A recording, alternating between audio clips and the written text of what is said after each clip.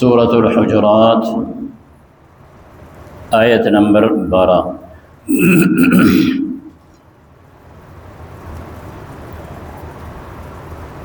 سبحانك لا علم لنا إلا ما علمتنا إنك أنت العليم الحكيم۔ أعوذ بالله من الشيطان الرجيم، بسم الله الرحمن الرحيم۔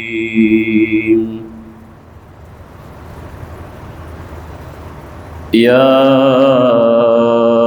أيها الذين آمنوا اجتنبوا كثيرا من الظن إن بعض الظن إثم ولا تجسسوا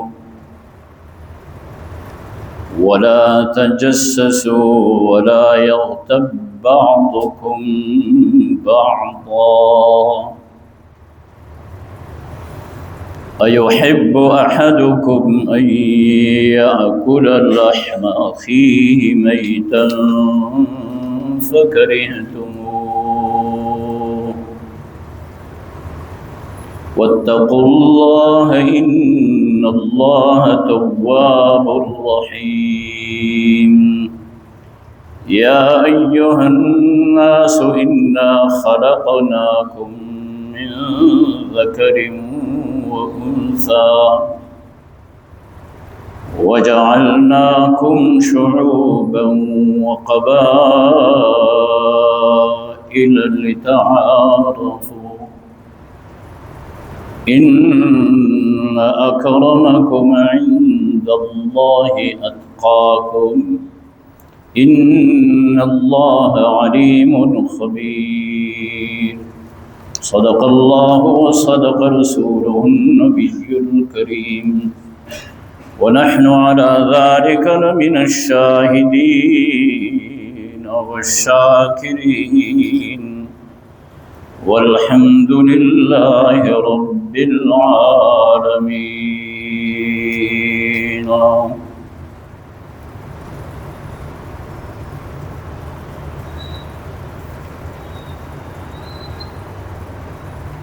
مسلمانوں کے آپس میں حقوق اور آداب معاشرت گزری ہوئی آیتوں میں بیان ہو رہے تھے۔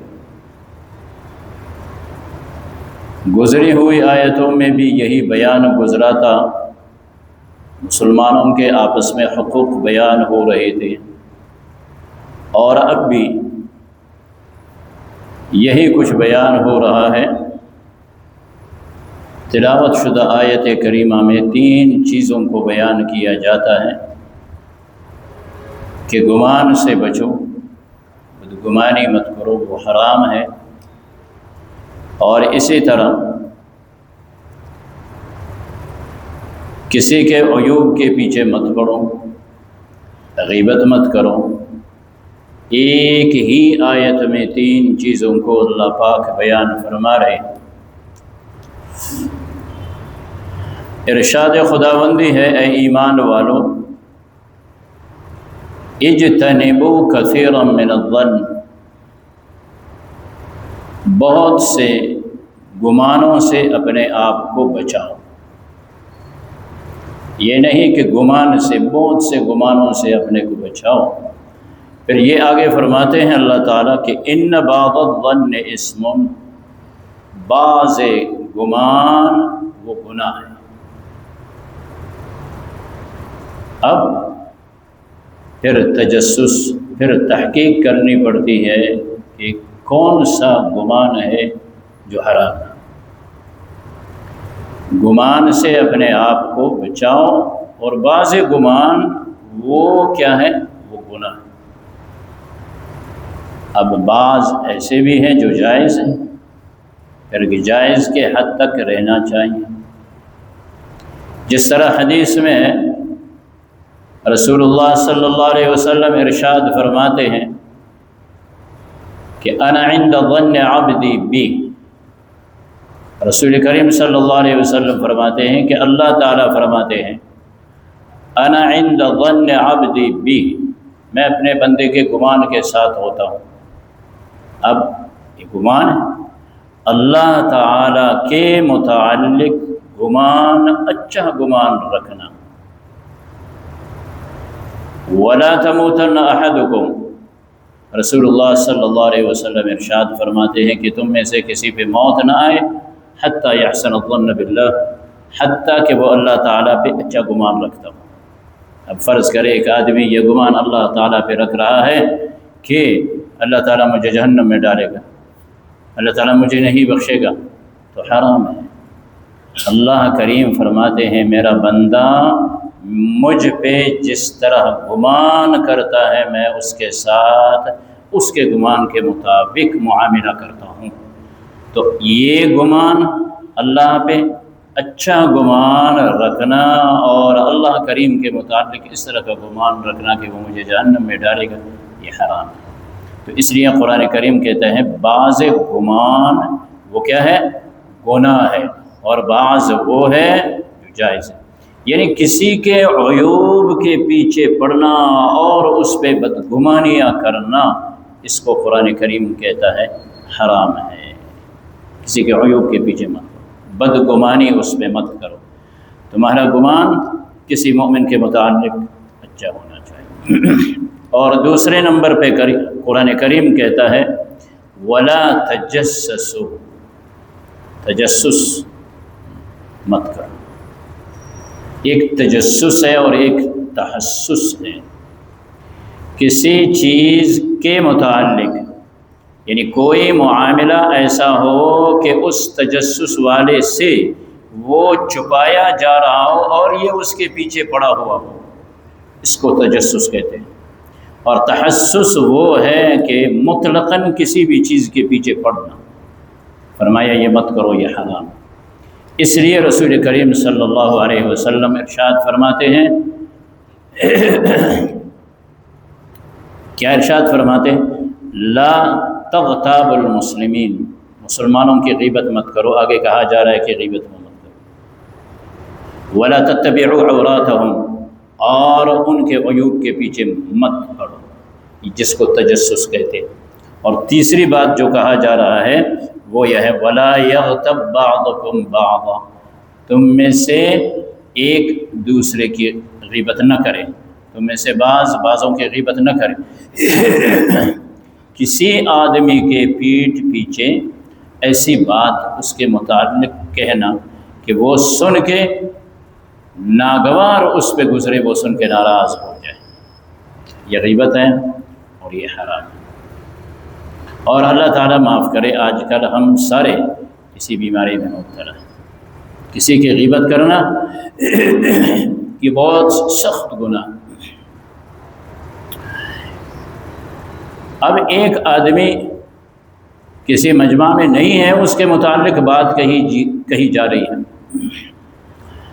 رسول اللہ صلی اللہ علیہ وسلم سے صحابی نے پوچھا یا رسول اللہ صلی اللہ علیہ وسلم، جس آدمی کے متعلق جو بات کہی جا رہی ہو اگر وہ بات اس میں ہو، کہا اسی کو تو غیبت کہتے ہیں، وہ بات اس میں ہے، وہی چیز جو بیان کی جا رہی ہے وہ اس میں ہے، اگر نہیں ہے پھر تو تہمت لگا رہے ہو اس میں۔ اس کے غیر موجودگی میں وہ بات کرنا کہ وہ سنے تو ناراض ہو جائے، کیوں؟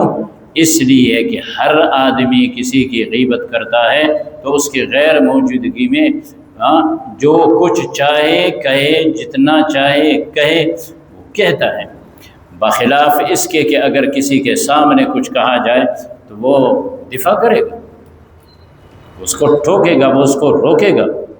اب اس لیے کوئی روک ٹھوک نہیں ہے، اس کی غیر موجودگی میں اس کی باتیں کی جاتی ہے، تو اللہ کریم فرماتے ہیں یہ مت کرو، یہ حرام ہے۔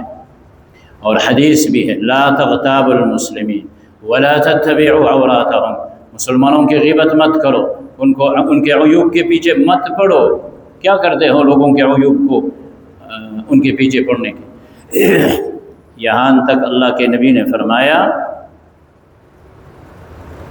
وَمَن يَتَّبِعْ عَوْرَاتَ الْمُسْلِمِينَ، جو مسلمانوں کے عیوب کے پیچھے پڑتا ہے، يَتَّبِعُ اللَّهُ عَوْرَتَهُ، اللہ تعالیٰ اس کے عیب کے پیچھے پڑ جاتا ہے۔ اور وَمَن يَتَّبِعِ اللَّهَ عَوْرَتَهُ يَفْزَعْهُ فِي بَيْتِهِ، اور جس کے عیب کے پیچھے اللہ پڑ جائے تو پھر اس شخص کو اس کے اپنے گھر میں اللہ تعالیٰ رسوا کرے گا سختی کے ساتھ کہ غیبت مت کرو، لوگوں کے عیوب کے پیچھے مت پڑو، اپنے عیوب پہ نظر رکھو، اپنے آپ پہ نظر رکھو، اپنے آپ کو بنانے کی فکر کرو، اپنا اصلاح کرو، لوگوں کے عیوب کے پیچھے مت پڑو۔ اس لیے اللہ تعالیٰ فرماتے ہیں أَيُحِبُّ أَحَدُكُمْ أَن يَأْكُلَ لَحْمَ أَخِيهِ مَيْتًا، کیا تم میں سے کسی کو یہ بات پسند ہے کہ وہ اپنے مرے ہوئے بھائی کا گوشت کھائے؟ دیکھو، بھائی کا گوشت کھانا کون اس کو پسند کرتا ہے؟ مسلمان سارے آپس میں بھائی ہیں۔ پھر کہاں مرے ہوئے بھائی کا گوشت کھانا، یعنی مردے پہ جو حالت گزرتی ہے تو اس کو کوئی پتہ نہیں ہے، اس کو کوئی نوچتا ہے، اس کے گوشت کاٹتا ہے، جو کچھ کرتا ہے پتہ نہیں ہے۔ اسی طرح تم اپنے بھائی کے گوشت کھا رہے ہو، پیٹھ پیچھے اس کے متعلق باتیں کر رہے ہو، اس کو کوئی پتہ نہیں، اس کو تم ناگوار سمجھتے ہو، اس کو تم خراب سمجھتے ہو کہ مرے ہوئے بھائی کا گوشت کھاؤ، تو غیبت بھی اسی طرح ہے۔ واتقوا اللہ، اللہ سے ڈرو، اس معاملات میں، ان معاملات میں اللہ سے ڈرو، اور اگر کوئی شخص ان میں مبتلا ہے توبہ کرے، اللہ توبہ کرنے والے اور رحم کرنے والے۔ دیکھو، ایک آدمی کسی میں عیب ڈھونڈتا ہے یا کسی کا مذاق اڑاتا ہے، یہ ترتیب سے بیان ہو رہا ہے، تو فرمایا کیوں کر کی جاتی ہے؟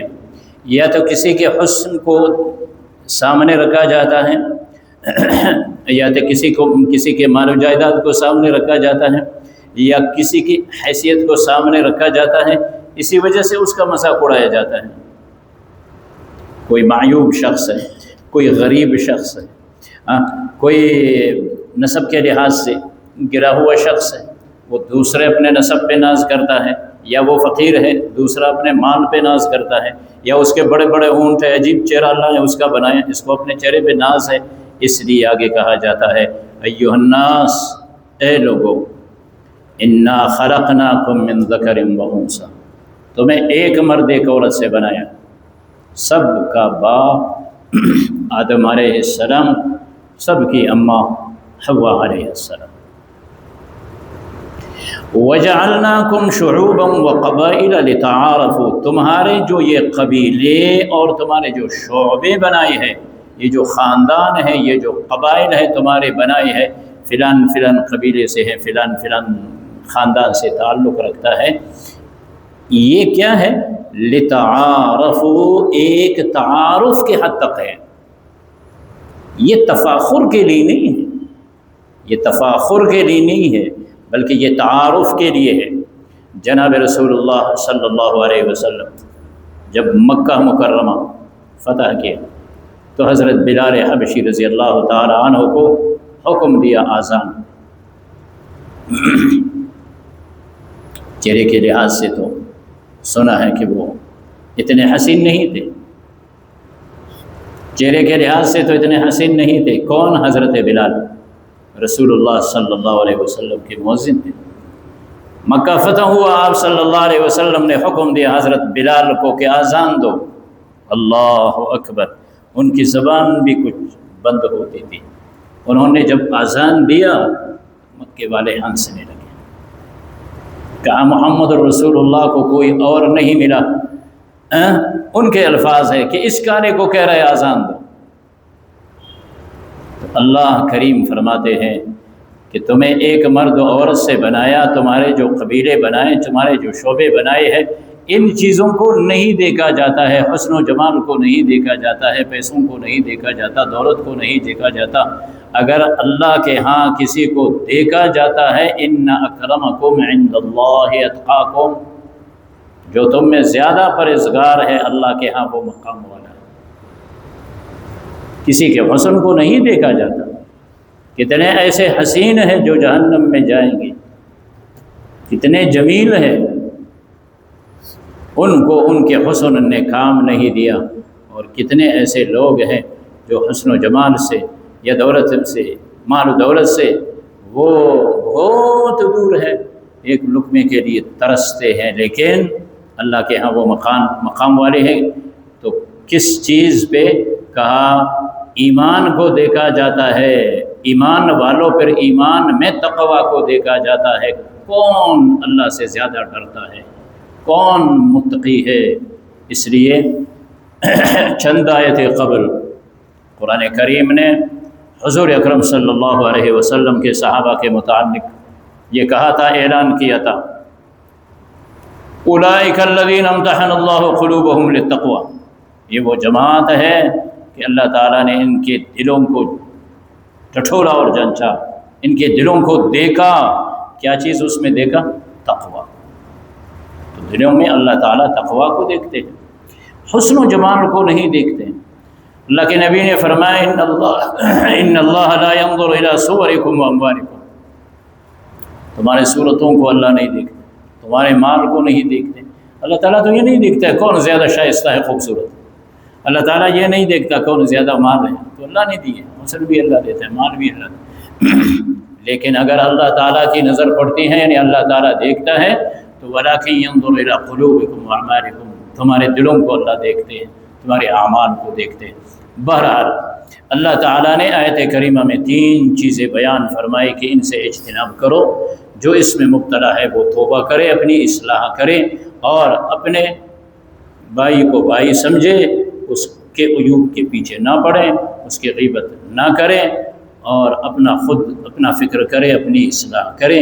اور تمام انسانوں کو، مسلمانوں کو کہا جاتا ہے کہ تمہیں کس بات پہ فخر ہے، غرور ہے جو دوسروں پہ ہنستے ہو نہ، بلکہ دوڑ لگاؤ، اللہ کے ہاں مقام بنتا ہے تو خوف خدا اور تقوی پہ بنتا ہے۔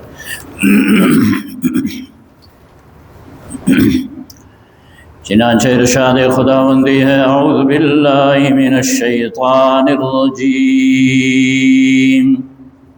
بسم اللہ الرحمن الرحیم، یا ایہا الذین آمنوا، اے وہ لوگو جو ایمان لائے ہو، اے ایمان والو، اجتنبوا کثیرا من الظن، بچو بہت سی تہمتوں سے، بہت سے گمانوں سے، ان بعض الظن اثم، اس لیے فرمایا کہ بہت سے گمان وہ گناہ ہے، اس لیے گمان سے اپنے آپ کو بچاؤ۔ ولا تجسسوا، تجسس مت کرو، کسی کے عیوب کے پیچھے مت پڑو۔ ولا یغتب بعضکم بعضا، اور تم میں سے بہت سے بہتوں کی غیبت نہ کرے، تم میں سے ایک دوسرے کی غیبت مت کرو۔ ایحب احدکم، کیا پسند کرتا ہے تم میں سے کوئی شخص اس بات کو، ان یأکل لحم اخیہ میتا، کہ وہ اپنے مرے ہوئے بھائی کا گوشت کھائے۔ غیبت بھی اسی طرح ہے، جس کی غیبت کی جاتی ہے گویا اس کا گوشت کھایا جا رہا ہے۔ فَكَرِهْتُمُوهُ، تم مرے ہوئے بھائی کا گوشت کھانا ناپسند کرتے ہو، خراب سمجھتے ہو۔ وَاتَّقُوا اللَّهَ، اور اللہ سے ڈرو۔ ان اللہ،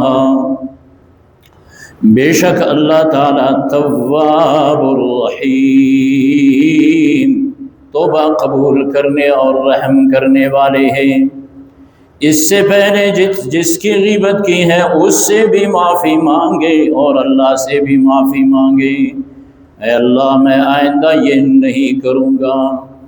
یا ایھا الناس، اے لوگو، انا خلقناکم، ہم نے تمہیں بنایا، تمہیں پیدا کیا ہے، من ذکر و انثی، ایک مرد و ایک عورت سے، وجعلناکم شعوبا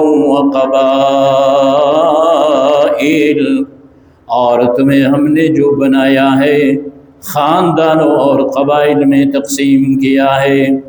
تمہاری تخلیق کے بعد تمہارے شعبے اور تمہارے قبائل جو بنائے ہیں، لتعارفوا، یہ تعارف کے حد تک ہے۔